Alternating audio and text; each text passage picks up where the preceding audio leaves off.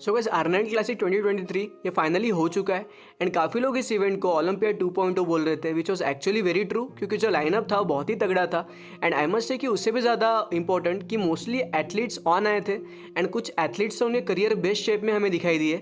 So guys बिना देरी करें फटाफट से डिस्कस करते हैं the highlights of the event, जिसमें सबसे पहले बात करते हैं मेंस फिजिक की।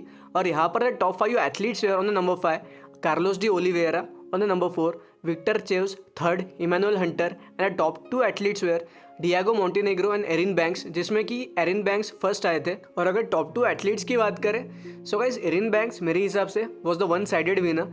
Just look at that flow of his physique, आप कोई कमी निकाल ही नहीं सकते। His wide and broad shoulders, specially जिस तरीके से उनका साइड डेल्ट पॉप करता है, looks like an animate thing to me. उनके abs, he shoulder to waist ratio is really commendable. And वहीं पर अगर हमारे रनरअप की अगर हम बात करें that is Diego Montenegro, so Diego भी अपना बेस्ट शेप कैरी कर रहे थे। इनफैक्ट काफ़ी लोगों ने डियागो को एरिन बैंक्स से ऊपर प्रीफर करा क्योंकि उनको डियागो का शेप, सिमेट्री और उनकी मसल हार्मोनी एरिन बैंक्स से बेहतर लगी। And actually Diego was the most symmetric athlete on the stage. लेकिन on comparing with Erin Banks, हाँ from the front Diego Erin को एक अच्छी टक्कर दे रहे थे, लेकिन from the back Erin literally Diego को खा रहे थे in terms of the size as well as the muscle density.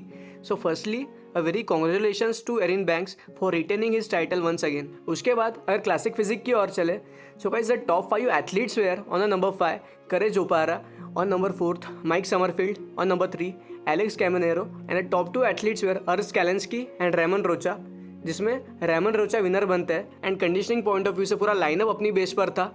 And the top 2 that is Urs and Ramon, दोनों ही एथलीट्स के बीच हमें कांटे की टक्कर देखने को मिली। एंड प्री जजिंग में तो लग रहा था कि कोई भी विनर हो सकता है। एंड जिस तरीके से अर्स ने अपनी फिजिक को प्रेजेंट किया एंड जो कॉन्फिडेंस वो स्टेज पर कैरी कर रहे थे वॉज प्रीटी कमेंडेबल, एंड इसलिए उन्हें बेस्ट पोजर का भी अवार्ड मिला। और वहीं पर अगर रेमन की बात करें सो रेमन अपना ओलंपिया वाला ही पैकेज लेकर स्टेज पर उतरे थे। एंड आई वाज होपिंग कि क्योंकि he was runner up in Olympia so हमें specially in the Arnold Classic उनकी तरफ से एक अच्छी पोजिंग देखने मिलती। But someway I was disappointed by Ramon's posing. And actually Urs ने in terms of posing and presentation Ramon को ओवरटेक किया है। एंड अगेन फिजिक की अगर बात करें so from the front shots दोनों के ही बीच एक कांटे की टक्कर देखने मिलती है, specially in the side chest pose and abs and thighs pose.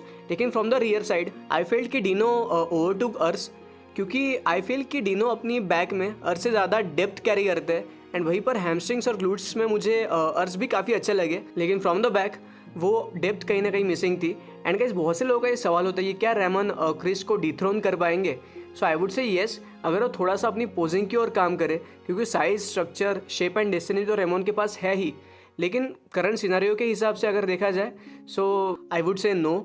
Anyways a lot of congrats to Ramon for winning is title. And इसके बाद फाइनली बात करते हैं men's open bodybuilding division के बारे में, where the top 5 athletes were on the number 5 Shaun Clarida, on number 4th Big Ramy, 3rd Andrew Jacked, and the top 2 athletes were Nick Walker and Samson Dauda, जिसमें Samson दौदा overall winner बनते हैं। And यहाँ पर to be very honest मुझे pre judging में लगा था कि निक या एंड्रू में से कोई विनर होगा, क्योंकि Nick Walker terribly peeled and dry आए थे एंड एक्चुअली उनके मस्कुलेचर की वजह से वो एक म्यूटेंट ही लग रहे थे।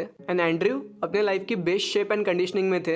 एंड स्पेशली एक नए एथलीट के लिए शो दर शो इंप्रूवमेंट करना, this shows his thrive to be better and passion for the sport. And अगर सैमसंग की बात करें तो सैमसंग मुझे प्री जजिंग में अच्छे लगे आई वुड से, बट फाइनल्स में वो एकदम हार्ड रॉक मसल्स के साथ स्टेज पर उतरते हैं। एंड वाकई एक मस्कुलरिटी एंड एस्थेटिक्स का एक कॉम्बिनेशन लग रहे थे। And specially his legs were insanely big and separated. And Nick और एंड्रयू भी फाइनल्स में अपने बेस्ट पर ही आए थे, लेकिन जजेस ने सैमसंग को चुना। एंड ना सिर्फ फाइनल्स में लेकिन प्री जजिंग में भी सैमसंग जजेस की पहली चॉइस, और दोनों प्री एंड फाइनल्स में एक परफेक्ट स्कोरिंग के साथ में फर्स्ट पोजीशन सिक्योर करते हैं। And to be very honest मुझे ये स्कोरिंग समझ नहीं आई, क्योंकि जितने भी बॉडी बिल्डिंग फैंस शो देख रहे थे तो उनके हिसाब से निक या एंड्रू में से कोई विनर होना चाहिए था। And to be honest Samson को किसी ने भी विनर प्रेडिक्ट नहीं करा था, लेकिन वो एक परफेक्ट स्कोरिंग के साथ विनर बने। दिस शोज़ की जजेस की प्रायोरिटीज़ आज बहुत चेंज हो चुकी है एंड लिटरली कोई प्रेडिक्ट नहीं कर सकता कि जजेस क्या प्रीफर करेंगे। लेकिन निक के बारे में मैं कुछ बोलना चाहूँगा। लाइक निक वॉकर जैसा कंसिस्टेंट एथलीट मैंने बहुत ही कम देखा है, स्पेशली जिस कॉन्फिडेंस के साथ में वो स्टेज पर उतर के एक समा बांधते हैं, इससे फैंस के बीच में एक्साइटमेंट और भी ज़्यादा बढ़ जाती है। लाइक बॉडी बिल्डिंग कंसिस्टेंसी का ही एक खेल है, भले ही आज नहीं लेकिन इस कंसिस्टेंसी का फल निक को मिलना ही मिलना है। एंड अगर मैं एंड्रू जैक की बात करूँ सो एंड्रू शो दर शो इंप्रूवमेंट दिखा रहा है। एंड किसी को नहीं पता कि इस बॉडी बिल्डर की अगली मूव क्या होगी और कब ये बॉडी बिल्डर ट्रॉफी ले जाए, क्योंकि एंड्रयूज सही में कोई भी कंपटीशन जीतने का दम रखते हैं। और वहीं पर अगर बिग रैमी की बात करें तो उन्होंने 4th पोजीशन सिक्योर करा। एंड टू मी पर्सनली वो एक्चुअली मुझे ओलंपिया से बेटर लगे। एंड जो फ्लॉज उनके ओलंपिया में थे, Ramy actually fixed some of his flaws. This shows कि एक एथलीट बेटर होना चाहता है। एंड आई एम श्योर कि अपनी सेल्फ इंप्रूवमेंट से रैमी सेटिस्फाइड होंगे। वहीं पर अगर शॉन क्लैरिडा की बात करें so he got 5th position. And for a reason उनको एक जायंट किलर कहा जाता है। And as a 212 bodybuilder open bodybuilding में आकर के 5th पोजीशन सिक्योर करना, इनफैक्ट अपने से ज़्यादा एक्सपीरियंस बॉडी बिल्डर जैसे कि 2 times Arnold champion William Bonac को हरा करके 5th पोजीशन सिक्योर करना, it's like a victory. And then on the 6th position we have Akeem Williams. And Akeem मुझे ओवरऑल अच्छे लगे, like he was actually carrying his best package. मतलब athletes अपने best पर थे लेकिन लाइनअप ही इस बार का बहुत तगड़ा था। देन फाइनली बात करते हैं विलियम बोनैक की। So William is himself a 2 times Arnold Classic champion. लेकिन गाइज एक वक्त के बाद हमने बॉडी बिल्डर्स का ग्राफ नीचे आते देखा है। एंड शायद विलियम का भी यही फेस चल रहा है, क्योंकि see William is an experience athlete और वो खुद को इस प्रोसेस से ले जा चुके हैं। उनको बाकी सारे नए एथलीट से ज़्यादा पता है कि पीक कैसे करते हैं। लेकिन बॉडी एक वक्त के बाद उस तरीके से रिस्पॉन्ड ही नहीं करती जिस तरीके से किया करती थी।